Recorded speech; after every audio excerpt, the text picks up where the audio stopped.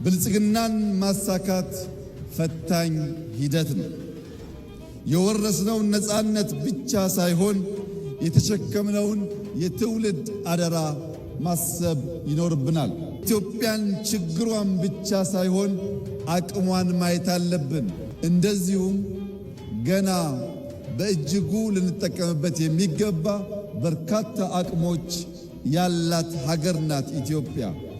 ጄኔሬሽን ይህ ትውልድ ችግሯን ብቻ ሳይሆን አቅሟን ፈልፍሎ የማየትና የማውጣት ብቃት እንዳለው ከጅምር ስራዎቻችን የሚታይ ስለሆነ ችግሯን ብቻ ሳይሆን አቅሟን ከኢትዮጵያ መቀበል ብቻ ሳይሆን ለኢትዮጵያ መስጠት።